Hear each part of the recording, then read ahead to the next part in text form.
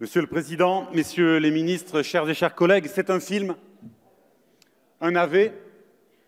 Il coche toutes les cases, à tel point qu'on ne sait par où commencer. Le scénario est poussif, la fable alambiquée, le sujet maltraité, les plans répétitifs, les dialogues faux, le metteur en scène autoritaire, la photo datée, les cadrages étroits, le casting illégal, à tel point que les acteurs quittent le plateau sans crier gare. Ce projet est monstrueux et le monstre vous échappe. Et vous avez dès maintenant la possibilité salutaire, que dis-je, la possibilité, le pouvoir et sans aucun doute le devoir de mettre fin à ce cauchemar, à ce supplice, à cette lourde faute. L'enjeu est essentiel, le droit à la retraite. Et c'est vrai qu'avoir ainsi le gouvernement y mettre les pieds, on est saisi d'un sentiment de profanation. La situation actuelle n'en méconnaît les défauts. Et plutôt que les logiques de rétractation qui ont prévalu ces derniers temps, il est urgent de se remettre dans une démarche d'édification. Mais quand on voit un nouvel arrivant se présenter comme celui qui vient accomplir les Écritures et déclarer vouloir raser la maison commune pour en construire une autre à sa main, on s'inquiète. On s'inquiète d'autant plus que voilà si longtemps que les marchands veulent entrer dans le temple.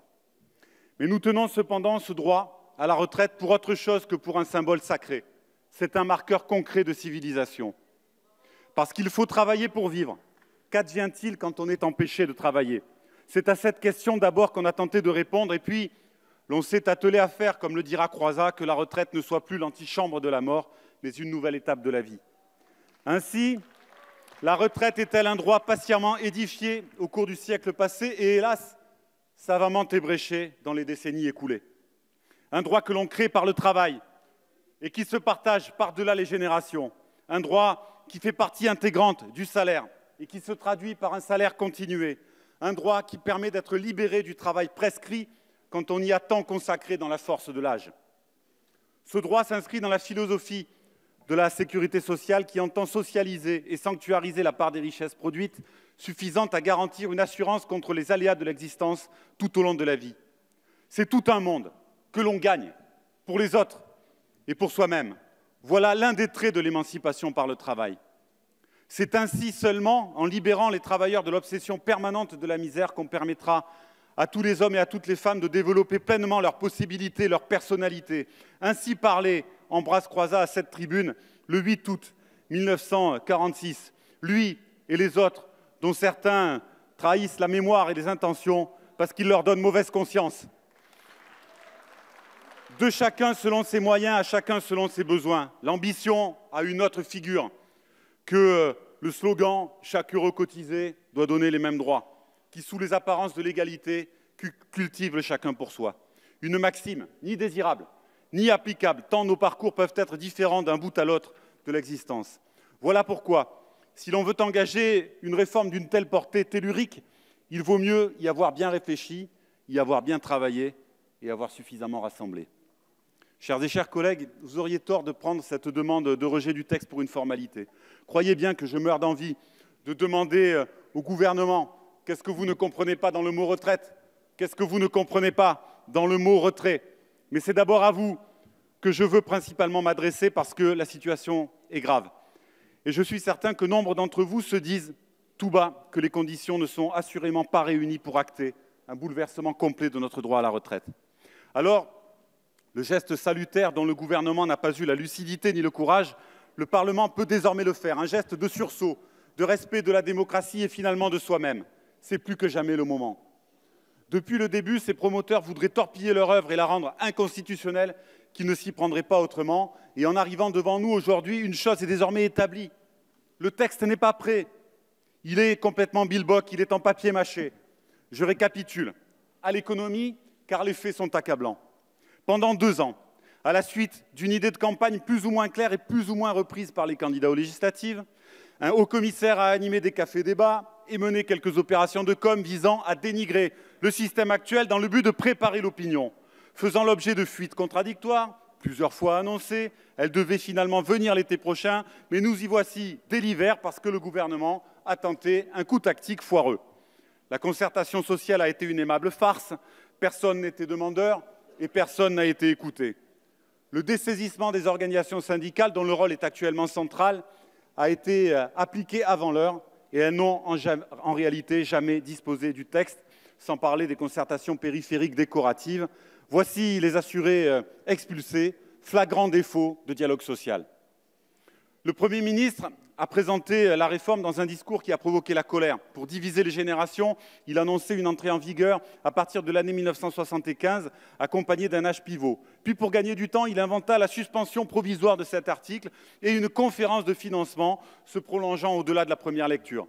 Avec une épée de Damoclès au-dessus des têtes, voici donc le Parlement appelé à se prononcer sur un projet provisoire à la main du gouvernement.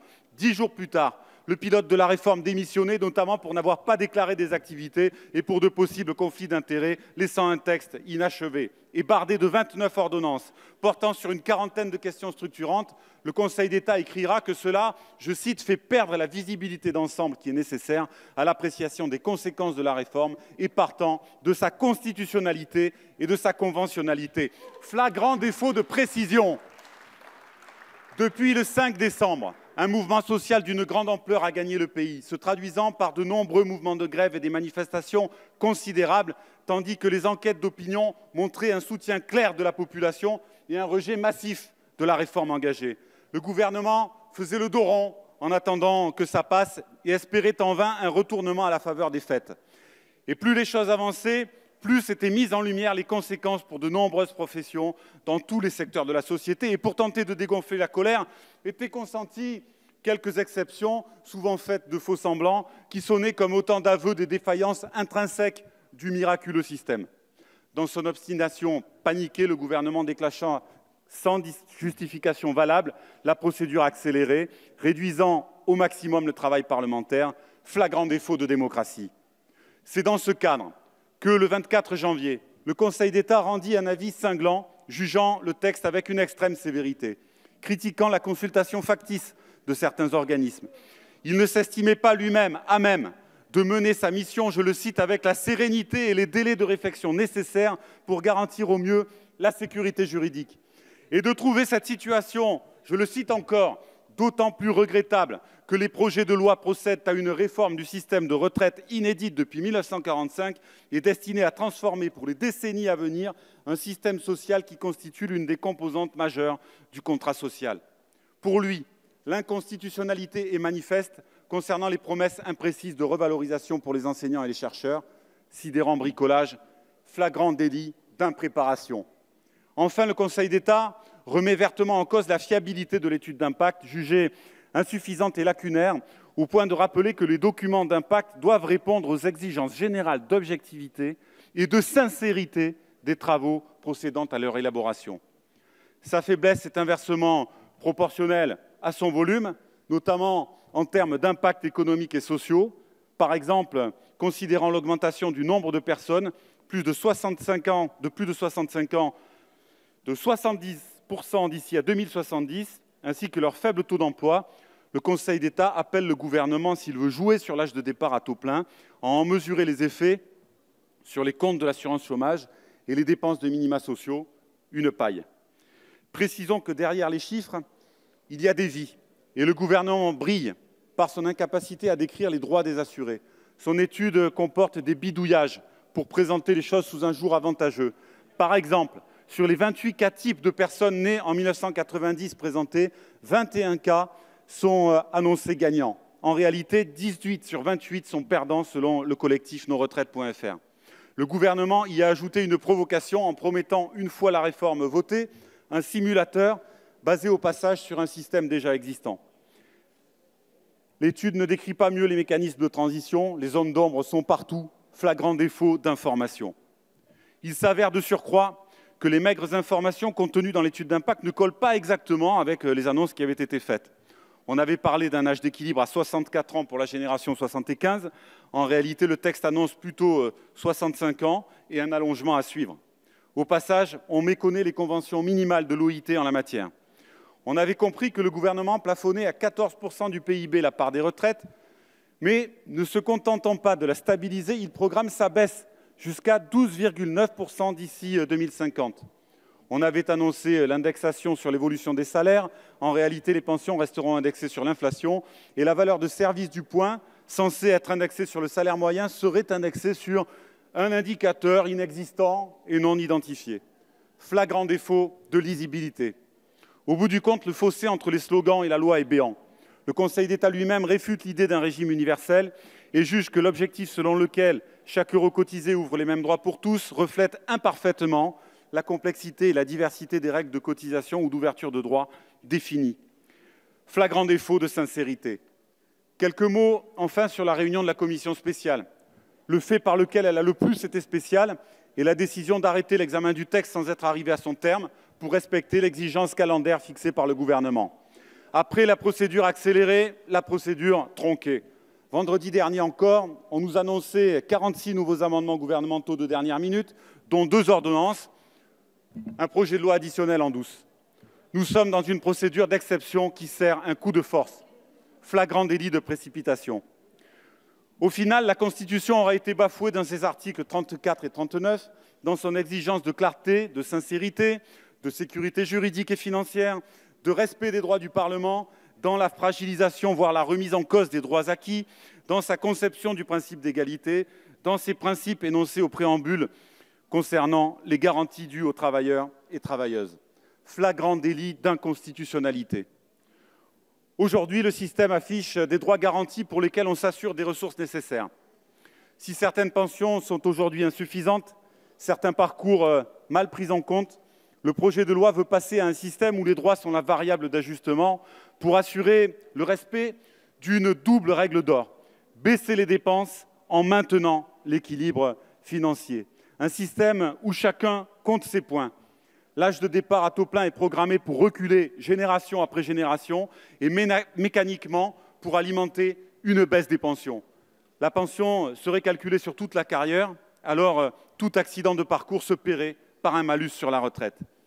L'objectif affiché est de voir plus de seniors plus longtemps dans l'emploi, en les privant ainsi de leurs meilleures années de retraite.